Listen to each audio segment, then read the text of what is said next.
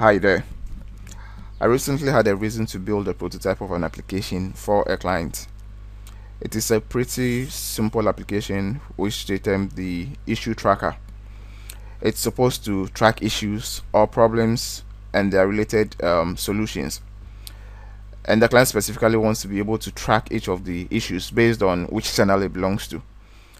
And then these are the various channels they have: automated teller machines, point of sale, payments outlets, and then mobile.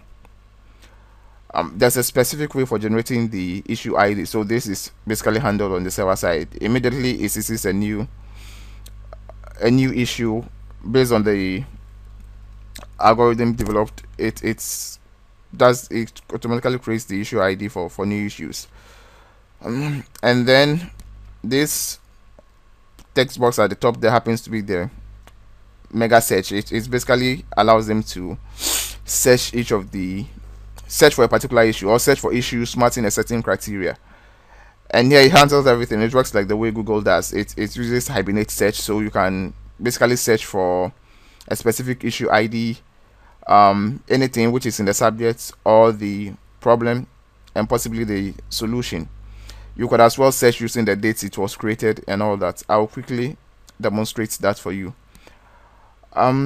Before we do that, let me show you the schema diagram. Let me open Workbench.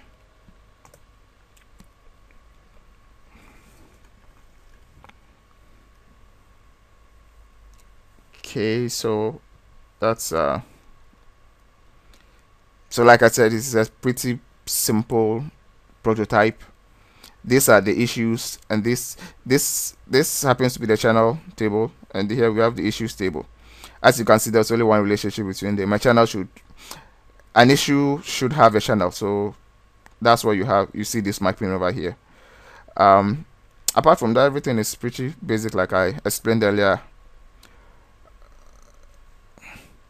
So let me run the application for you to have a look at it. Terminal.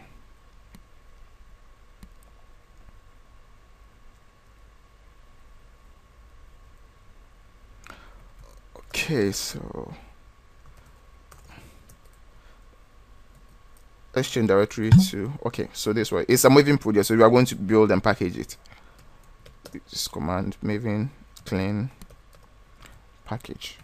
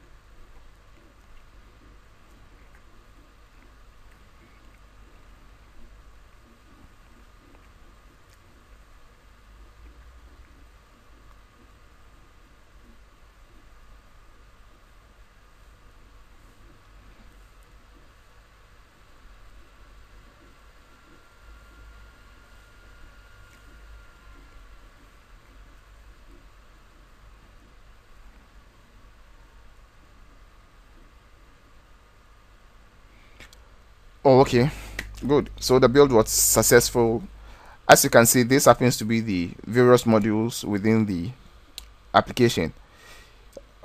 Our entities have been defined within this particular module. So as you can see, issue tracker entity modules. Here we have the API for the data access layer. Here we have implementation for the data access layer, and then here we have the service APIs and then their corresponding implementations. And here this is where we actually have the web application itself, which makes use of these artifacts produced in these modules. Once we have this thing done, let's try and start at a servlet container. But first I would like to copy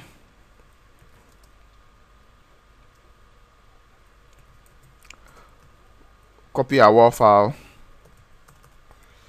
web. So it's in target, it's in issue tracker dot. Well, I want to copy it into into our server, and I'm using Jetty by the way. So servers goes into the web app. That done. Let's open a new tools server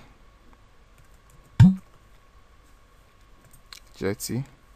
Okay, so we need to start it. You start it using this command, and it says start here.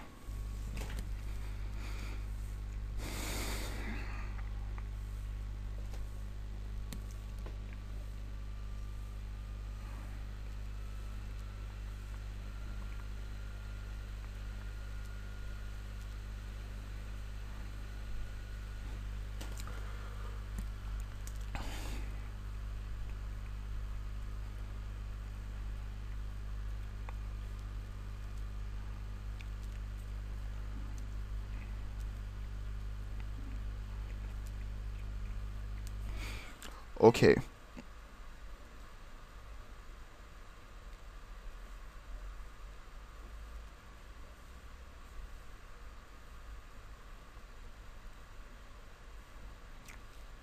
Okay, so we now have our application running, and for this, the application exposes RESTful APIs. So as you can see, immediately we load the application, it does an API call to channels. As you can see from here, we have the issue tracker API version 1 channels, and then it exposes JSON data for us based on all the channels that we have. Based on this control is populated. Right, now we can just go ahead and create an issue for ourselves. So let's say ATM. So let's say EcoBank Spintex Road Branch ATM malfunctioning.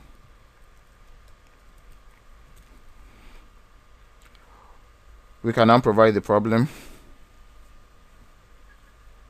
So let's put something there. A request to issue huge sums of money from that ATM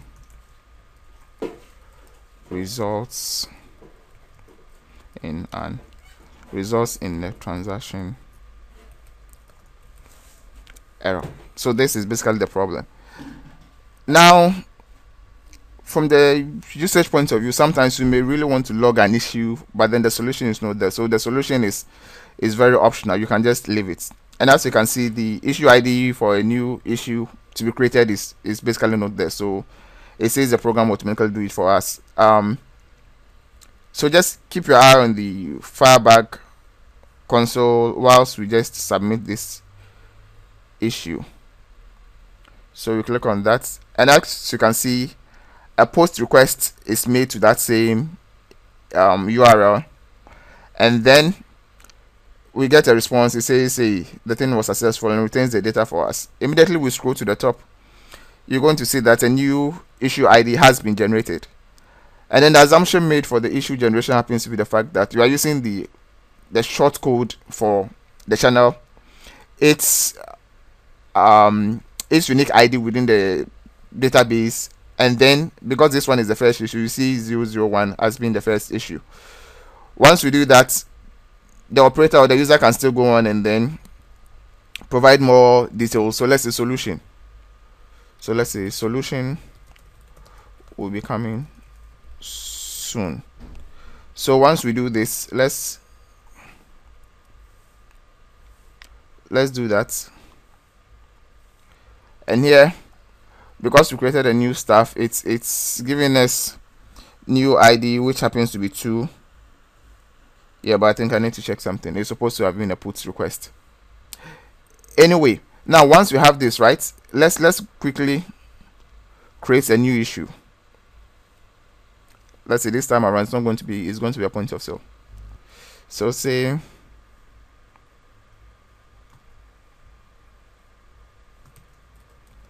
clients RJ having some problems with POS device. Let's say for some strange reasons he is not able to use this device. Yeah, this is not helpful. I know it's just a demonstration. Now once you have this thing done, you can just click on that, and then a new issue is created on the server, and because this is the first issue within this channel, we have 001. Now the beauty of the application happens to the fact that okay, it's RESTful, so you don't necessarily need to be using the application. You can make use of the API straight away. Let's try and then make an API call. So we say issue app dot, okay, so let's say console.clear new request.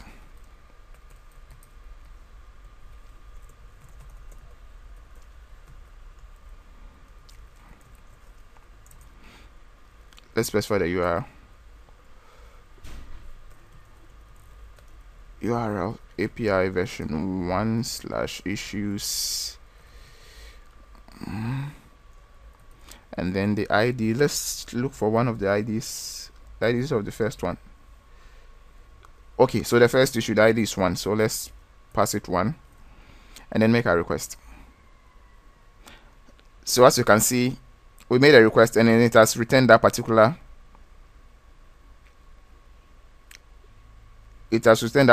issue to us. The channel information is there, the ID, the issue ID, which was the first one we created within ATM. The problem itself is here. Now once you have all of this, the most important thing is for users to be able to quickly search for any of the information that they've created. And here, like I said earlier, you can search using the date or using any of the fields within an issue.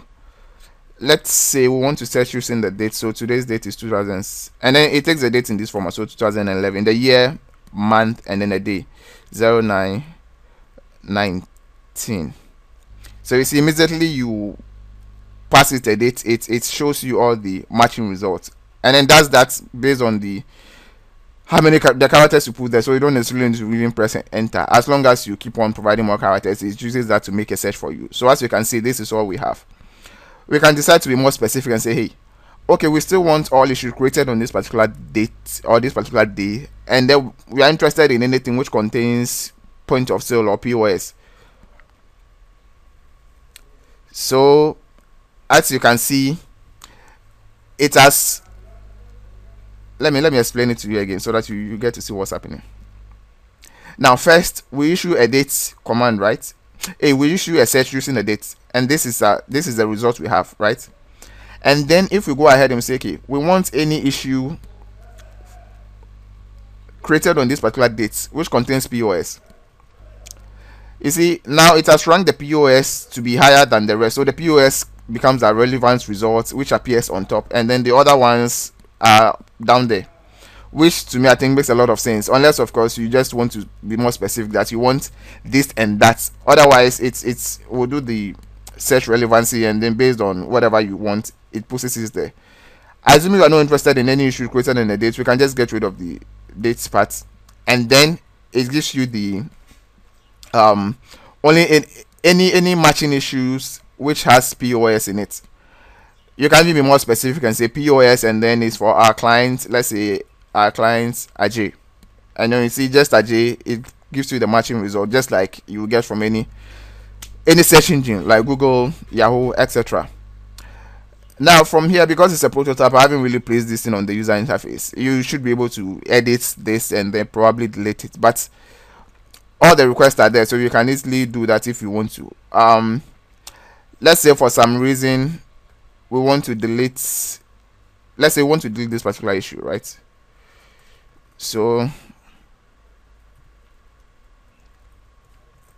we say ID is equal to 1, and then here we say post. Then because we're using Mootools, we need to set the emulation to false, so that it actually sends a post command instead of using a post or a get and then embedding the, oh, sorry, here we want to delete, so we say delete, right? Let's run that. ID is equal to 1.